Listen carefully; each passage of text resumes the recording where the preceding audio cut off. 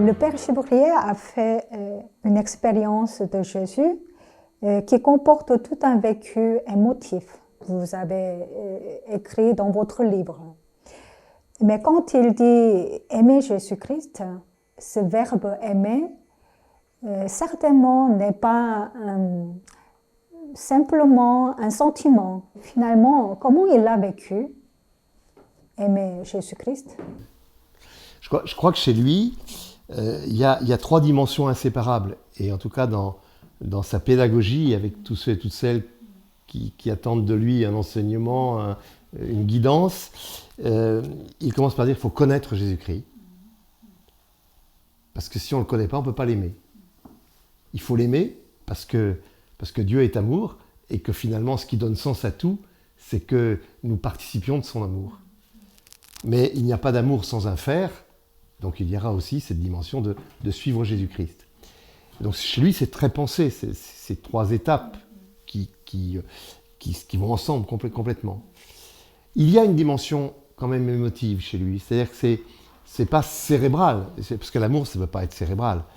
On le voit par exemple dans sa formidable prière au Verbe, au Christ, que vous êtes beau, que vous êtes grand. Il y a un enthousiasme. Voilà, donc là, il y a quelque chose de l'émotion, tout son corps et son cœur sont saisis.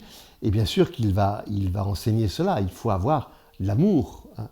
Mais ce n'est pas un amour fait seulement de sentiments, parce que ça, c'est pas suffisamment solide.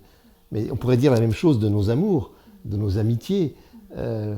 Si on ne reste que dans l'émotion, et si on n'est pas dans la construction, dans la volonté de durer, dans l'approfondissement, bien, nos amours et nos amitiés se cassent. Hein.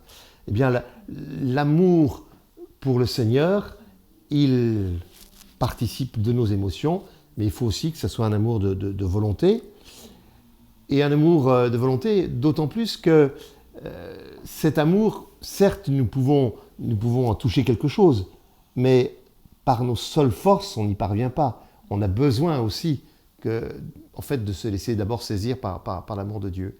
Et quand Antoine Chevrier invite à aimer Jésus-Christ, d'abord c'est parce que c'est justice, que Dieu demande à être aimé, que Dieu mérite d'être aimé, que le Christ mérite d'être aimé, mais c'est aussi pour que nous demandions au Seigneur qu'il nous remplisse de son amour, qu'il vienne à notre rencontre.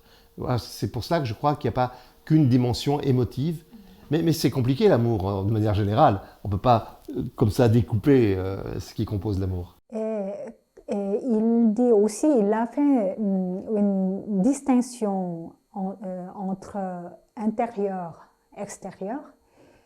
Oui, et il a vraiment insisté qu'il faut avant tout mettre intérieur d'abord. Pour nous, les baptisés d'aujourd'hui, comment pouvons-nous entendre cette importance de l'intérieur pour nous aujourd'hui? Je pense que c'est toujours dans la même logique chez Antoine Chevrier, c'est-à-dire que il s'agit d'être très enraciné en Dieu, très enraciné dans l'amour du Seigneur, très enraciné dans le don que le Christ continue de faire de lui-même. Et parce que on peut parfois s'illusionner sur notre manière, notre attachement à Jésus-Christ. Le mot attachement, c'est un mot qui est cher au Père Chevrier, être attaché à Jésus-Christ. On peut s'illusionner, c'est-à-dire qu'on peut se dire, voilà, j'essaye de vivre de fait comme Jésus a vécu, comme il a voulu que nous vivions, j'essaye d'aimer les pauvres, j'essaye de nourrir celui qui a faim, etc. Mais le risque, c'est d'être dans le faire, et peut-être de bien faire les choses de temps en temps, mais d'oublier que ce faire, il nous vient en grande partie de Dieu, quoi.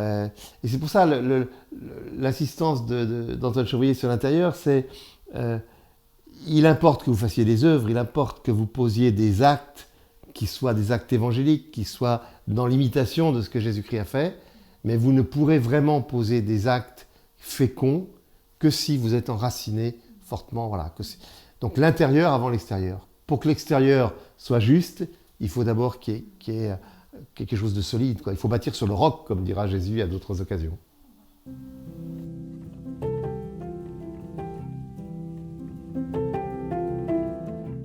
Bien-aimés, aimons-nous les uns les autres, puisque l'amour vient de Dieu. Celui qui aime est né de Dieu et connaît Dieu. Celui qui n'aime pas n'a pas connu Dieu, car Dieu est amour. Voici comment l'amour de Dieu s'est manifesté parmi nous. Dieu a envoyé son Fils unique dans le monde pour que nous vivions par lui. Voici comment nous reconnaissons que nous demeurons en lui et lui en nous. Il nous a donné part à son esprit. Quant à nous, nous avons vu et nous attestons que le Père a envoyé son Fils comme sauveur du monde. Si quelqu'un dit « j'aime Dieu » alors qu'il a de la haine contre son frère, c'est un menteur. En effet, celui qui n'aime pas son frère qu'il voit est incapable d'aimer Dieu qu'il ne voit pas. Et voici le commandement que nous tenons de lui. Celui qui aime Dieu, qu'il aime aussi son frère.